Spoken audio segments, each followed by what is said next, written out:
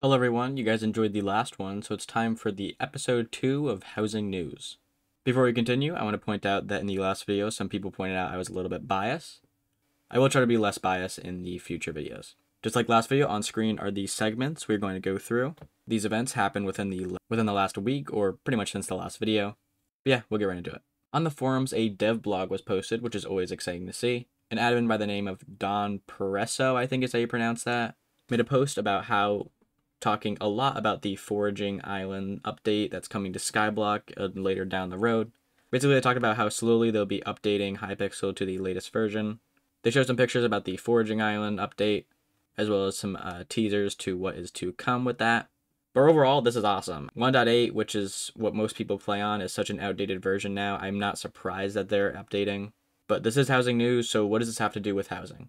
Well, this section right here, which is a pretty small section, but what about other mini games? And it's this sentence right here that catches my attention. However, I could say that we are very much looking into potentially releasing sequels to some of our more iconic and popular minigames with strong latest version features. Now, this is pretty vague. What exactly does this mean? I don't know. Is housing considered a popular minigame? Is it considered a minigame at all? What do they mean by sequel? Does that mean there's going to be the older version of housing and maybe a newer version of housing or other game modes? I feel like that would split up the community, so I don't see why they would do that. But I don't know, it's definitely something very interesting. So for Skyblock, this is definitely cool, but this is not a Skyblock channel. Certainly cool that they're updating Hypixel. I think that's definitely the right decision. Moving on, Buster Brown 1218 as well as Wecken released, I don't even know how to pronounce this, and I'm not going to try it. But basically, if you've seen houses with bots that do automated actions that vanilla housing code just can't let you do, they've created something to make that process of creating those bots 10 times easier. Basically, by using it, you have this JSON file that you can edit, that you can tell the bot to do certain things based off certain events, stuff like that. Personally, I haven't looked into this too much, but it's definitely something really cool. And if you guys are interested in a tutorial on this, do let me know. In this case, the bot was told that when they spawn into the house, they should chat the message, "Hello world," which, as you can see here, it definitely did. This is very impressive. I think I talked about it very quickly, but I think you get the main idea here. It's a really cool resource for housing. But yeah, that's pretty much it. Moving on, we have TommyInnit on housing. So TommyInnit, I'm sure you've heard of him before, just hit 15 million subscribers, and as promised a little bit ago, Hypixel told him that he would get a custom rank for hitting this milestone. And he streamed it live.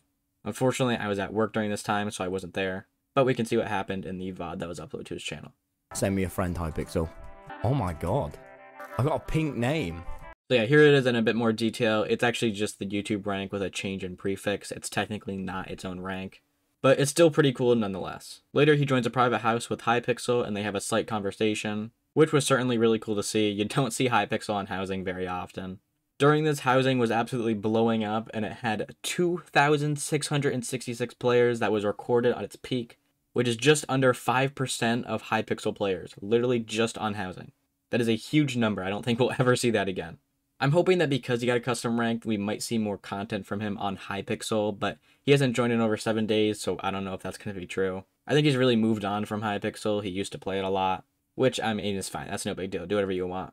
But I would not be complaining if we maybe saw some Hypixel content in the future.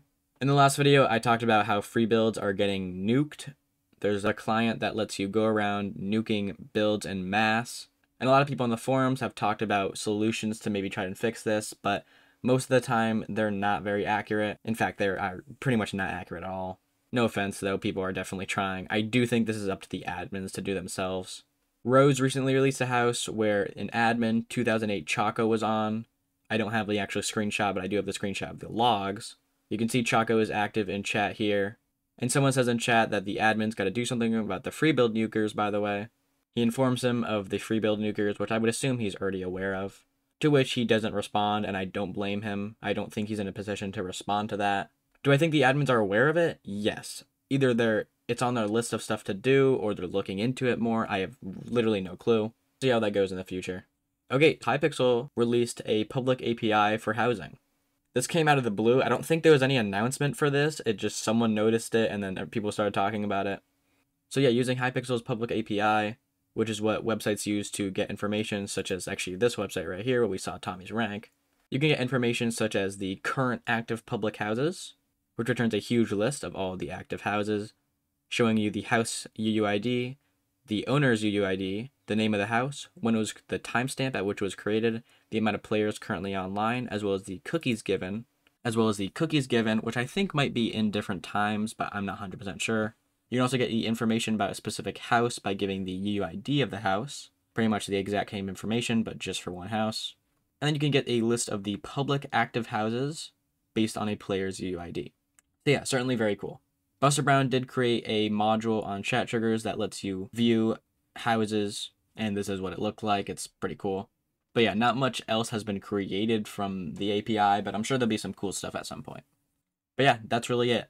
I do want to stress that in these videos, there might be stuff I don't cover. There might be stuff that's not very accurate.